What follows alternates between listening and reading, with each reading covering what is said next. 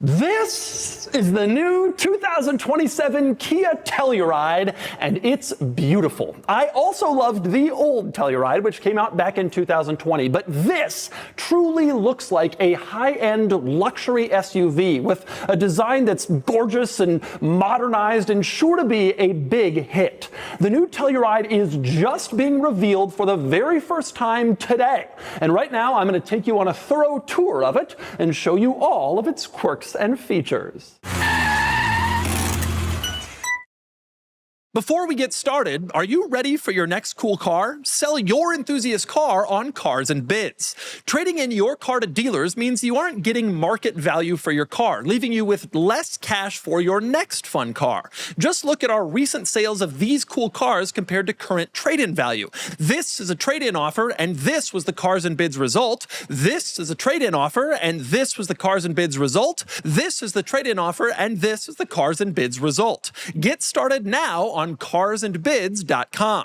Sell on Cars and Bids and join the best community to sell your enthusiast car. All right, time for the quirks and features of the brand new, fully redesigned 27 Kia Telluride. But first, let's go over a little background. The Telluride made its debut back in 2020, and it was immediately a smash hit, a huge success, and became a dominant player in a very competitive three-row, mid-size family SUV market. Now, there were a lot of great things about the original Telluride, but a big selling point was its design, its styling. It looked brawny and muscular and boxy and capable and aggressive, whereas all the other family SUVs kind of looked, well, boring. Thankfully, as you can see, the new Telluride keeps that boxy look. It's still muscular, it's still aggressive, it's clearly totally new, but they've kept one of the big selling points of the old one. It just looks cool, which is so rare for a family SUV. Now, as for details, the brand new Telluride goes on sale early next year, and sizing is pretty similar to the old one. It's a little bit longer, the wheelbase grew a little bit, but we're only talking about a few inches, not significantly changed. Now, Kia has not yet shared powertrain details for the new Telluride, the engine lineup, so we don't know that stuff yet, but I expect that info to come out in the next few weeks. We also don't yet know pricing, and I can't yet drive the new Telluride, although I'm expecting a full review in the next few months. But what I do know are the quirks and features. So let's take a look. Okay, so let's talk quirks, starting with the most obvious quirk, which is, well, it's still boxy and brawny, like I said. And in fact, this is the most brawny trim level. It's called the X Pro model, and it's sort of the off-road oriented Telluride with several upgrades over the standard car. For one, ground clearance is improved. This has over 9 inches of ground clearance, about 1.5 inches more than a regular Telluride. And there's a lot of other changes too. All-terrain tires on the X Pro model to emphasize its off-road capability. You also get a different grille than other Telluride models. It is very cool, and it does look muscular and athletic like you'd want from your off-road version. And beyond the grille, there's also some other trims specific to the X Pro you don't get on other Telluride models, and you get recovery hooks. You can see dual recovery hooks in front, which is pretty cool, and also dual recovery hooks in back. Same deal, you can rescue people when they get stuck and you're cruising by them in your X Pro. It's also worth pointing out that skid plates are available, not as an option from Kia, but as an accessory that you can install in case you're really going off-roading and worry that your stuff will get bashed underneath. So this is the off-roader X Pro model, but even if you don't want that one, this gives you a pretty good idea of how the new Telluride will look. The general overall dimensions and the styling should carry over to other Telluride models. But beyond all the X Pro stuff and the general styling, there are quite a few interesting quirks and features on the outside of the new Telluride, starting with lighting. This car has some interesting lighting elements mounted in various spots on the outside that you can activate with an app on your phone to get a little more light on the outside of the car in case like you're camping or something. One of those lights is in the rear view mirrors, kind of a typical spot, but I really like the fact that another one is back here, sort of at the back of the the rocker panel near the rear wheel. That can light up and provide some extra lighting in that area, which is normally rather dark. Another interesting quirk on the outside, the door handles. You can see right now they are flush with the body of the car, but when you walk up and unlock the doors, they pop out, and that allows you to open up the doors and climb inside. So they look cool when they're locked, and they are functional when they're unlocked. Around back, you can see probably this car's best angle, the rear 3/4, where, in my opinion at least, it really looks like a Range Rover. You have this vertical taillight design, sort of similar overall style, look, and presence back here, which is a big compliment considering how much more expensive the Range Rover is, but this car has that look, at least in back from this angle. You also have the rear wiper hidden. Normally it's just mounted on the rear window, but here they've tucked it up under this roof panel in order to get it out of the way and give a cleaner look to the rear end, which again gives it kind of that Range Rover ultra high-end premium luxury vibe. This is a generally attractive vehicle, but that rear angle is especially nice. Now, since I'm around back, another interesting item worth mentioning is the hidden tow hitch. Normally the tow hitch would be mounted under a little panel, but I've removed the panel here so you can see the hitch, how kind of hidden it is inside the car, and that if you look very closely, you can see a set of coordinates here, and Kia tells me these are the coordinates for Telluride, Colorado, which is of course the namesake town for the Kia Telluride. But with all of these exterior quirks, my very favorite is the way that Kia has managed to hide the side reflectors. So, you may not know this, but a regulation for all vehicles sold in North America is that they must have a red reflector on the rear side and an orange reflector on the front side. This doesn't seem like a big deal, but it drives car designers crazy because the easiest places to put these reflectors is in the headlight and taillight units, but that means you basically have to create a wraparound headlight or taillight. And in fact, this regulation is primarily what's caused so many cars to have wraparound lights that hit the front and the side, or the rear and the side, in order to integrate that reflector. Now that you've heard of that, you're going to notice on basically every car. Well, here they've kept in compliance, but they didn't want to do wraparound headlights and taillights, and so they hid the reflectors. In back, you can see it's down here, sort of all the way down at the bottom. If you look very closely, there's your government-mandated safety reflector right in position. By putting it there, it meant they could do the vertical rear-facing taillight design they wanted and not have to make a wraparound taillight just to account for this government regulation. That is pretty well designed, but the front reflector placement is plainly diabolical. You can see the headlight right here, no reflector in it. You go all the way down to the bottom, and the reflector has been integrated way inside the front fender, front bumper area in order to comply with this weird regulation. So it works, it's fine, but obviously it's not just stuck on the side of the car like so many others with the ugly reflector just kind of sitting there or messing with the headlight design. Very interesting placement and a nice little Telluride quirk. But anyway, next we move inside the new Telluride by using one of my very favorite new car keys. This is the Kia key. It doesn't look all that special, but because of the design and the button placement, when you press lock, it almost feels like you're activating a detonator. You push it from the side and it's kind of cool. And I like how the Kia logo actually lights up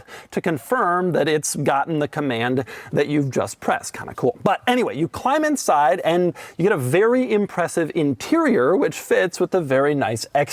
Really well laid out, nice materials, well styled, a very nice interior in here. Everything here feels good, looks good, and it very much looks like a high-end SUV. One particularly nice and interesting touch is the addition of manufactured carbon fiber as the trim. You can see it here in the center console kind of all throughout, and then it's also mounted on the dashboard where you can see it here. This is unique to the X Pro model. Others don't get this, and it's kind of a cool look inside. Definitely feels tough and sturdy like the X Pro should. But anyway, on to the rest of the interior quirks and features. Let's start with the climate controls, which have their own dedicated switches. You can see real switches to adjust temperature, to adjust fan speed, the mode of climate control, and the climate controls even have their own screen, which is mounted right here between the gauge screen and the central infotainment screen. I like the idea of a fixed climate control screen you could always look at, although it's worth pointing out here, it's a little bit hard to see if you're the driver. It's obstructed by the steering wheel, but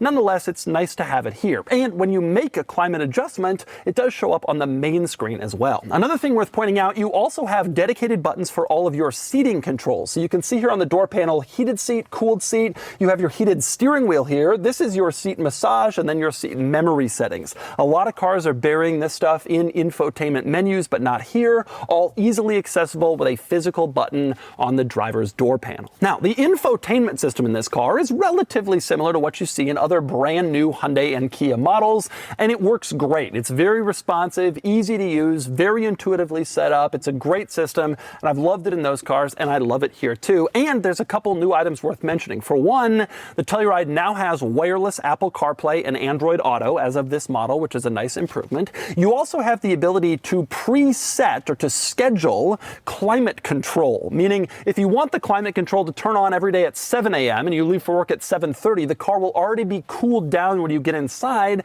and you can schedule that in here. In terms of technology, Kia also told me a new feature is radar sensors monitoring movement inside the car. So when you lock the doors, if you've accidentally left a child or a pet in the car, the sensors will monitor, they'll pick up the movement, and you'll get alerted through your Kia app, hey, no wait, there's someone in the car, you gotta go back, which is a nice safety feature. And next up, the other big screen in here, the gauge cluster screen. Still excellent, very intuitive, easy to see all the information. Still wish it was a bit more configurable. You could have like a full screen map and your music shown at the same time. Other automakers do offer that. You don't get that configurability quite as much in Hyundai and Kia models like this one, but you do get the blind spot cameras that turn on when you put on the turn signal, which honestly is a fantastic feature. I wish every car had it. It makes lane changes a lot easier. Worth pointing out, the new Telluride also has a larger heads-up display, so you get even more information projected directly onto the windshield in front of you. But beyond all the technology in this car, there are still quite a few more interesting quirks and features up here. Like, for example, dual wireless cell phone chargers. You can see right here in the center, one on each side, and Kia tells me dual chargers standard on all Telluride models, even the very base level. Next up, how about this for quirky? You have a glove box, which of course has a latch to open it, but there's no lock. Although actually there is. If you slide this panel over on the latch, you can see there is a hidden glove box lock there. So if you want to keep something really safe and secure inside your car, that's the place for it. Most people won't even know that the glove box locks at all. And speaking of storage, how about this for quirky? In the center console here, you open up this panel and you have a large storage area here. Although if you push these little buttons on the side, part of it becomes cup holders. So you can choose if you want cup holders, but if you don't want them, you have even more storage, plus what's already in the regular center console. Another interesting quirk, the headrests, which are made of mesh. Not exactly the substance you'd think of for a seating element. Usually it's leather with nice stitching, but I gotta say, they feel really good. They have a little bit of give, and Kia tells me, of course, they're naturally breathable. The mesh has openings, doesn't get too hot. It's a very cool looking and nice feeling piece. Another interesting quirk, the door handle, not a typical handle, but instead it's here. It's like a kind of a trigger pullback. Kia told me the thinking was, a lot of times you have your hand resting on the door, and to open it, you gotta like reach around and do something. Here, you just pull back and you get out, which is pretty cool. Not a lot of door handles like this in the car world. And next up, another interesting quirk in here is the gear selector, which you can see is this rather large stalk coming off the steering column. It has the engine start-stop button on it, but then the end you can actually twist, and that's what moves through the gears. So you twist all the way back for reverse, all the way forward for drive, and then park is a button mounted on the end. Kind of an odd placement, but it does free up space in the center console, which allows for more room, more storage, more wireless cell phone chargers. Another nice quirk in here, the rear view mirror. You can see right now it's a mirror, but if you flip this switch, it becomes a camera showing what's behind you, which is way safer than a traditional mirror. You don't have to look through all the people and cargo behind you. The camera is mounted in the back of the car, so it shows you at all times what's going on back there. Kind of cool. And another interesting quirk up here, if you look very closely on the passenger door panel, there's a little QR code. It almost completely blends in with the trim color, but it's there. And Kia told me that QR code will take you to a link showing all of the sustainability and sustainable materials that have been used in the Telluride. So if you're bored while you're cruising along and you want to know, well, that'll give you some info. Also worth pointing out, another interesting item, on the steering wheel, you can see at the bottom in the center, you have two different drive mode buttons. On the left, your standard drive mode, normal, sport, eco, etc. On the right, you have a terrain mode button, which lets you cycle through snow, mud, and sand. This is, after all, the X Pro model, although Kia tells me the terrain mode feature will be on every all-wheel drive Telluride, not just the X Pro. As for other off-road features in here, Kia says the X Pro has an electronic limited slip differential. I asked about a mechanical locking diff. They say their ELSD is even better. Personally, I'm skeptical. It'll be interesting to see in practice, and we'll find out when we can get behind the wheel. And next up, we move on to the back seat in the new Telluride, or at least the second row, which is very roomy. There's a lot of space for knees, headroom, legroom, everything back here. There's good space in the second row, and it's very nice back here. You have all the nice stuff that you had up front brought to the back, including the upper part of the front seat backs is suede, which is kind of cool. Usually this is just kind of a cheap hard plastic, but it's nice to see that kind of nice material make its way back here for the benefit of rear passengers. You also have lighted seat belt buckles back here, which is kind of cool. You open the door, you get inside, you can't find the buckle, it's nighttime. Well, here you have a lighted buckle so you know exactly where it is, which is a pretty cool feature. And in fact, there are a few more pretty cool features back here. Let's start with the drawer. At the back of the front center console, there is a drawer that you can pull out and then put stuff in case, you got a bunch of kids, there's stuff everywhere, you want a place to store things, there is one. And at the top of that drawer, you can also separately pull out a little shelf that sits up there in case you have food or you need to rest something in that spot. You have a good location, almost like a table back here, where you can do that.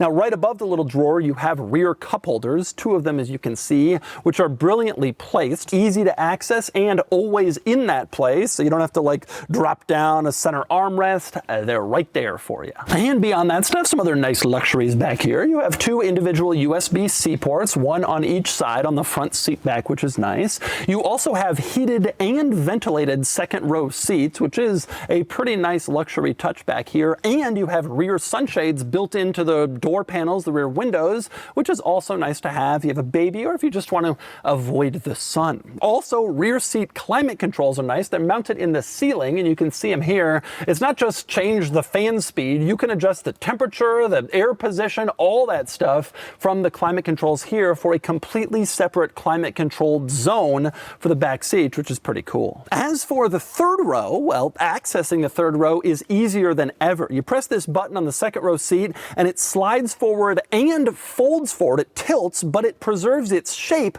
which is very useful in case you have a car seat in the second row. You don't want to take it out to get into the third row. Well, now you don't have to, and there's a passage to get into the back. In the third row, you can see it's kind of tight like usual. Most three-row SUVs are, but you get a lot of amenities back here. Surprisingly, there are two cup holders on each side, so you can have all sorts of drinks in the third row. You also have a third row USB-C port on either side, which is a nice touch. And the third row seats even have suede on the upper part of the seat backs, just like you have in the front and second rows, which kind of adds some luxury into the third row. You also have your own dedicated climate vents for the third row. They're integrated into the ceiling, as you can see here, which of course adds to third row comfort. And there's even available third row heated seats, which you don't get in basically any other vehicle, but it's offered here for optimal third row comfort.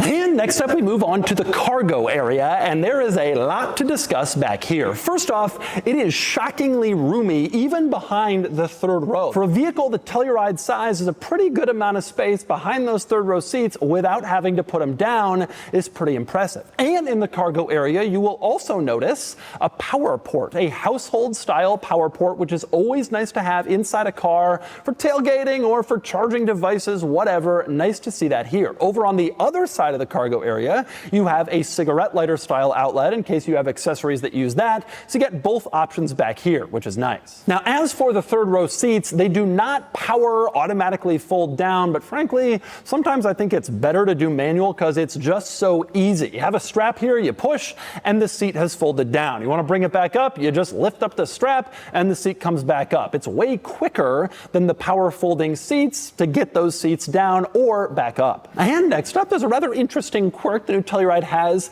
in the cargo floor. You can see this little loop here here, like most cars, you lift it up and it reveals more storage, but there's more than just that. You can lift it up kind of halfway. It sort of tilts open and gives you access to more storage underneath, but it doesn't come all the way up. And you can see when this panel tilts open on the inside, it has a ruler measuring in both inches and centimeters, along with a couple of drink holders, which can enhance your tailgating experience. Now, the other cool thing you can do with this cargo floor, you can lift it all the way up, and then there's actually clips on the side of the cargo area to clip it in place so it's not flopping around on you when you're trying to access all the stuff you have underneath the cargo floor, your extra storage, which is a pretty neat way to do things. Now, you'll notice in this extra cargo area under the floor, you have several different areas where you can store stuff, and there's also partitions to separate it out. And you can move these partitions, so if you want larger or smaller areas,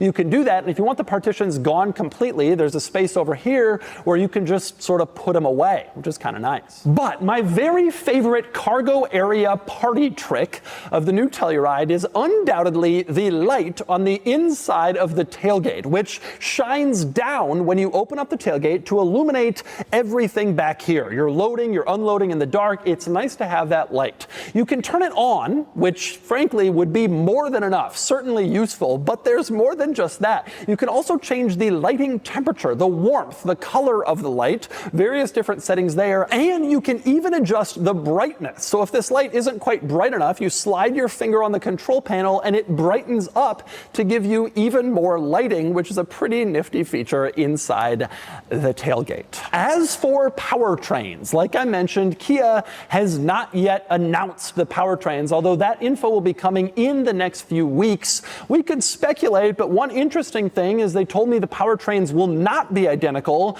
to what's in the Hyundai Palisade, which shares its platform and other components with the Telluride. They're not going to be the same. So I'm not exactly sure what they're going to do, but we will find out soon enough. Kia told me they are going for a more potent acceleration and better fuel economy than before. Aren't we all? And we will find out soon. And I look forward to more info and a full driving review of the Telluride later. And so that's the new 2027 Kia Telluride. This really looks like an impressive SUV. And while we don't have all the details yet of the powertrains and of course the driving experience, I'll have more on that in a full review closer to when this goes on sale early next year. For now, there's your most thorough tour yet of the quirks and features of the new Telluride.